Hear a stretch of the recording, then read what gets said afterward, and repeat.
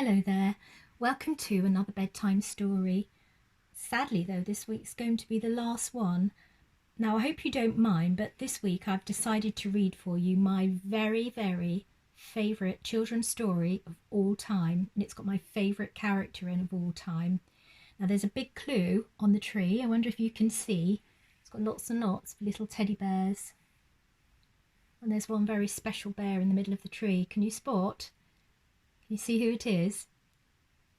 Yeah, it's Paddington Bear, my very favourite bear ever. So this week I thought I'd like to read for you the story of Paddington, the bear from darkest Peru, written by Michael Bond. Hope you enjoy it. Mr. and Mrs. Brown first met Paddington on a railway platform. In fact, that was how he came to have such an unusual name for a bear, because Paddington was the name of the station. The Browns were waiting to meet their daughter Judy when Mr. Brown noticed something small and furry near the left luggage office. "It looks like a bear," he said. "A bear?" repeated Mrs. Brown.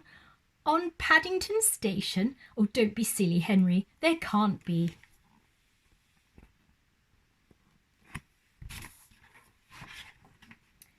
But Mr. Brown was right. It was sitting on an old leather suitcase marked "Wanted on Voyage," and as they drew near it stood up and politely raised its hat. "Oh, good afternoon," it said. "May I help you?" "Well, it's very kind of you," said Mr. Brown, "but as a matter of fact we were wondering if we could help you." "You're a very small bear," said Mrs. Brown. "Where are you from?"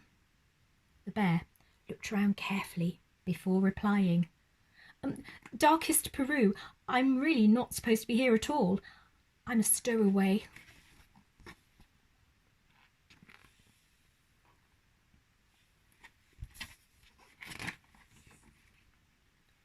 "You don't mean to say you've come all the way from South America on your own?" exclaimed Mrs. Brown. "Whatever did you do for food?" Unlocking the suitcase, the bear took out an almost empty glass jar. "I ate marmalade," it said. "Bears like marmalade." Mrs. Brown looked at the label around the bear's neck.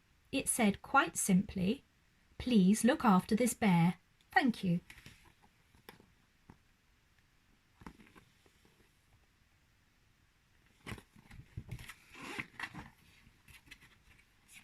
"Oh, Henry," she cried, "we can't leave him here all by himself. There's no knowing what might happen to him. Can't he come home and stay with us?" Stay with us?" repeated Mr. Brown nervously. He looked down at the bear. Would you like that?" he asked. "Oh, that is," he added hastily, "if you have nothing else planned." "Oh, yes," replied the bear. "I would like that very much. I've nowhere to go, and everyone seems in such a hurry."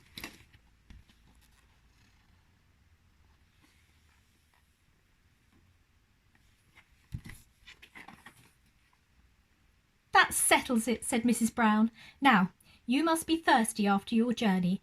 Mr. Brown can get you some tea while I go and meet our daughter Judy." But Mary," said Mr. Brown, "we don't even know its name." Mrs. Brown thought for a moment. "I know," she said. "We'll call him Paddington after the station." Paddington. Paddington. Paddington. The bear tested it several times to make sure. "Oh, it sounds very important," he said. Mr. Brown tried it out next. "Follow me, Paddington," he said. "I'll take you to the snack bar."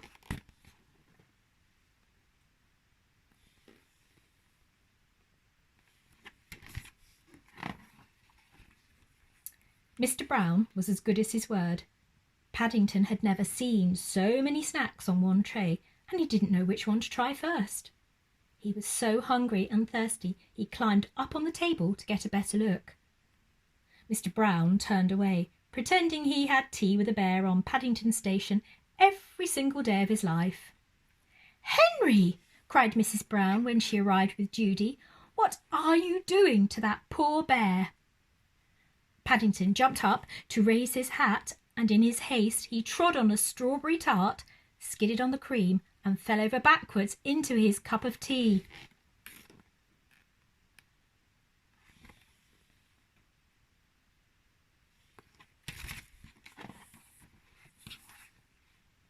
"I think we'd better go before anything else happens," said Mr. Brown.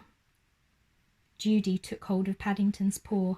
"Come along," she said. "We'll take you home and you can meet Mrs. Bird and my brother Jonathan." Mr. Brown led the way to a waiting taxi. "Number 32 Windsor Gardens, please," he said. The driver stared at Paddington. "Bears is extra," he growled. "Sticky bears is twice as much. And make sure none of it comes off on my interior. It was clean when I set out this morning."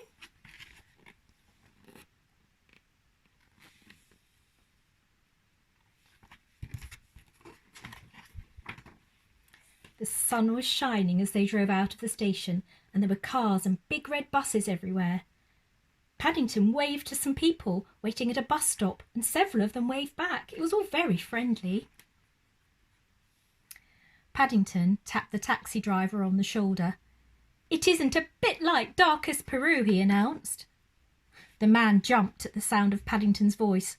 "Cream," he said bitterly. "Cream and jam all over me coat." He slid the little window behind him shut. "Oh, dear Henry," murmured Mrs. Brown. "I wonder if we're doing the right thing."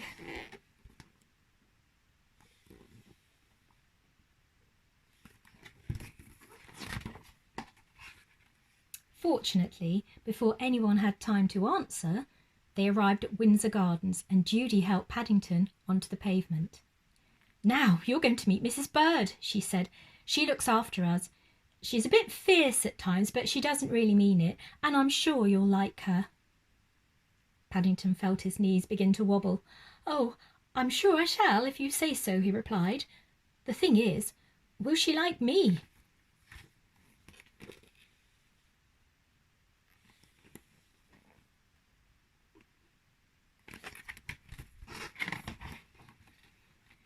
"Goodness gracious!" exclaimed Mrs. Bird.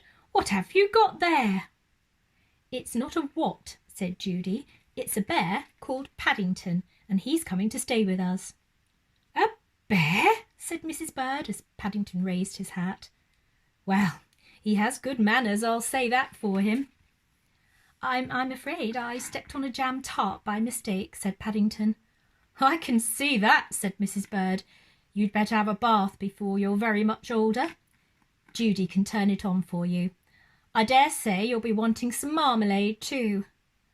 "I think she likes you," whispered Judy.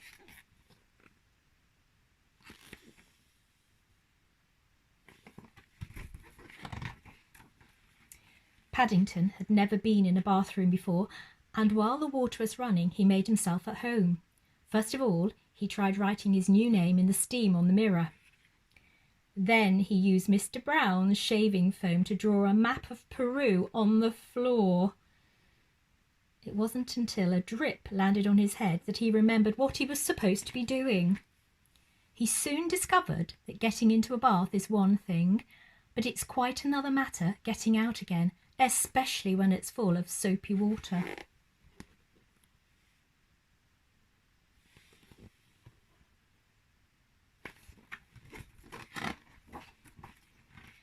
Paddington tried calling out, "Help! Help!"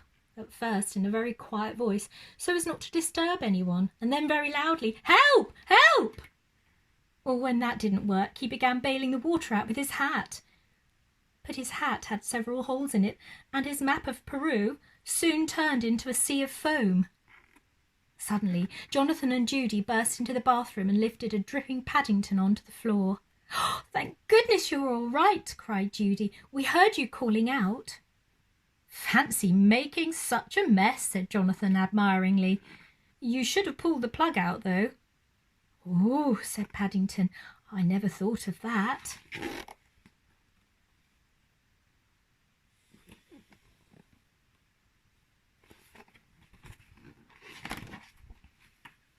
When Paddington came downstairs, he looked so clean that no one could possibly be cross with him. His fur was all soft and silky, his nose gleamed, and his paws had lost all traces of the jam and cream. The Browns made room for him in a small armchair, and Mrs. Bird brought him a pot of tea and a plate of hot buttered toast and marmalade.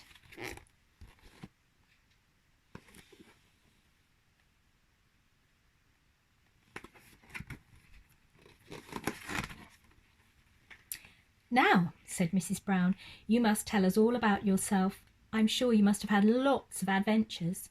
"Oh, I have," said Paddington earnestly. "Things are always happening to me. I'm that sort of bear." He settled back in his armchair. "I was brought up by my Aunt Lucy in darkest Peru," he began. "But she had to go into a home for retired bears in Lima." He closed his eyes thoughtfully, and a hush fell over the room as everyone waited expectantly.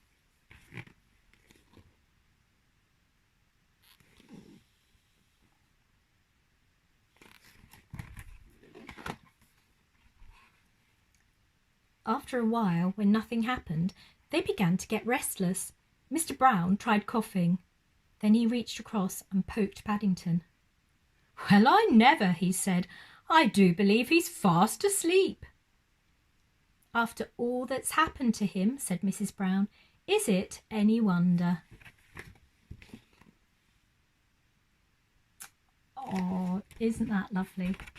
Well, I do hope you enjoyed that story.